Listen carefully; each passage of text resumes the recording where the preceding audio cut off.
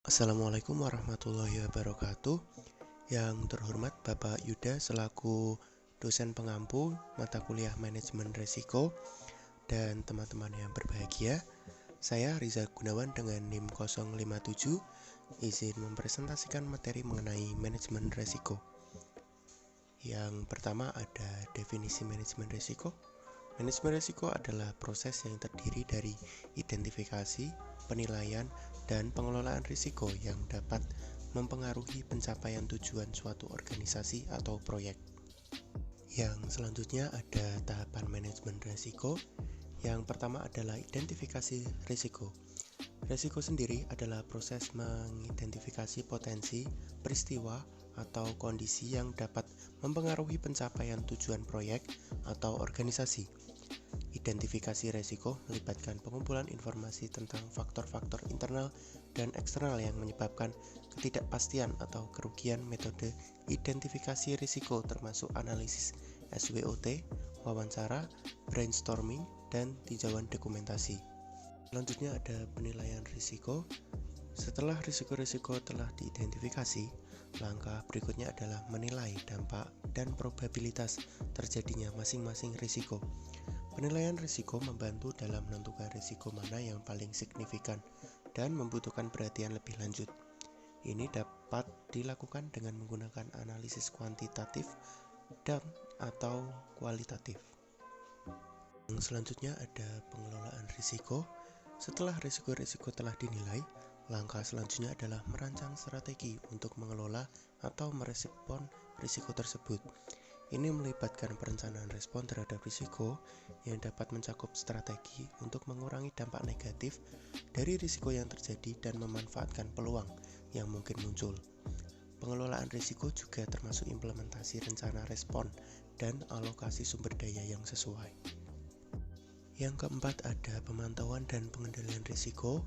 Tahap ini melibatkan pemantauan risiko secara terus-menerus selama siklus hidup proyek atau kegiatan. Ini mencakup pemantauan, efektivitas rencana respon risiko, mengidentifikasi perubahan dalam lingkungan risiko, dan menyesuaikan strategi manajemen risiko sesuai kebutuhan. Pengendalian risiko juga termasuk pengambilan tindakan korektif jika risiko terjadi atau mengancam untuk terjadi.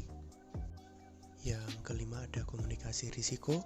Komunikasi risiko adalah proses menyampaikan informasi tentang risiko kepada pemangku kepentingan yang relevan.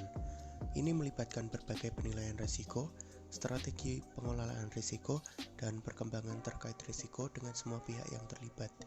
Komunikasi risiko yang efektif memungkinkan pemangku kepentingan untuk membuat keputusan yang tepat berdasarkan pemahaman yang jelas tentang risiko yang dihadapi. Yang terakhir ada budaya risiko. Budaya risiko merujuk pada sikap, nilai, dan praktik yang berkaitan dengan pengelolaan risiko dalam suatu organisasi atau lingkungan kerja. Budaya risiko yang baik mendorong kesadaran akan risiko, kolaborasi dalam mengidentifikasi dan mengelola risiko, serta responsibilitas individu dalam mengelola risiko sesuai dengan peran dan tanggung jawab mereka. Budaya risiko yang kuat dapat meningkatkan kemampuan organisasi untuk menghadapi ketidakpastian dan mencapai tujuan mereka dengan lebih efektif. Nah, selanjutnya ada studi kasus kecelakaan bus di Subang. Fakta-fakta tentang kecelakaan tersebut. Yang pertama adalah korban merupakan siswa SMK Linggar Kencana yang sedang melakukan studi tour. Korban jiwa berjumlah 11 orang dan korban luka berjumlah 53 orang. Bus tersebut tidak memiliki izin angkutan dari pihak terkait. Bus mengalami remblong pada saat kejadian dan sopir ditetapkan tersangka oleh kepolisian. Nah, kita akan mengulas studi kasus ini ke tahapan manajemen risiko yang tadi. Yang pertama ada identifikasi risiko. Yang pertama masalah pertama yang sebenarnya bisa dicegah sebelum terjadinya kecelakaan tersebut adalah pemilihan biro dan unit bus yang digunakan. Survei langsung yang perlu dilakukan oleh pihak sekolah. Namun, pada kenyataannya, sekolah terkesan lepas tangan dan membiarkan biro dalam memilih unit bus yang akan disewa. Yang kedua ada masalah unit bus yang digunakan tidak memiliki izin resmi dari Dishub dan telah dilakukan perombakan pada bodi bus yang membuat tampilan bus terkesan baru, padahal bus tersebut dalam kondisi tidak layak jalan. Yang ketiga, ada sopir yang bertanggung jawab pada saat perjalanan, tidak terlebih dahulu memastikan bahwa bus benar-benar layak jalan, sehingga terjadilah kecelakaan tersebut. Yang selanjutnya ada penilaian risiko dari studi kasus tersebut. Akibat dari pihak sekolah yang lepas tangan dalam pemilihan biro dan unit bus, tidak melakukan survei pada unit bus, pemilik dan supir bus juga tidak memastikan bus dalam kondisi layak dan legal di jalan, maka risiko kecelakaan menjadi besar dan mengakibatkan terjadinya kecelakaan bus tersebut. Yang selanjutnya ada pengelolaan risiko.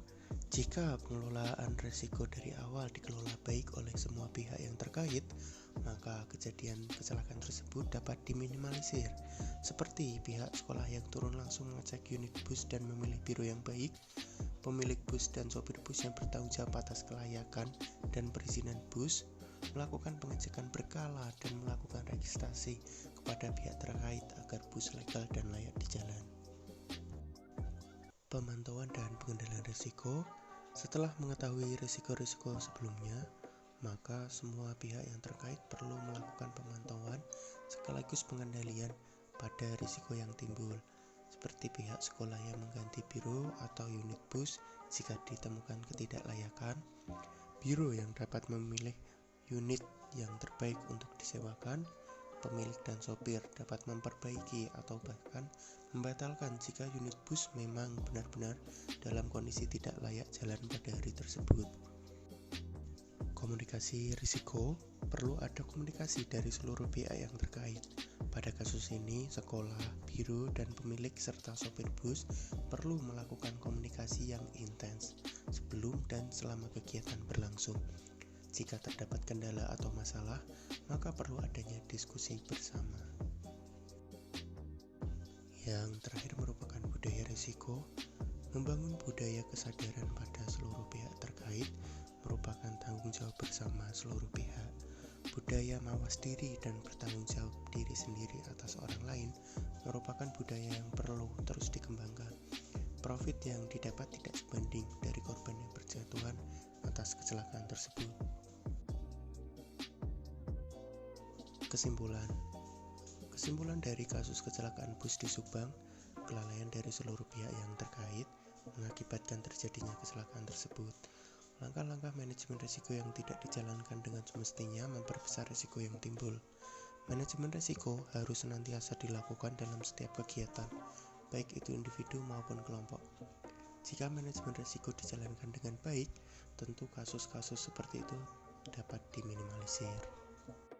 Sekian presentasi yang dapat saya sampaikan. Apabila ada salah dalam tutur kata maupun perbuatan, saya mohon maaf yang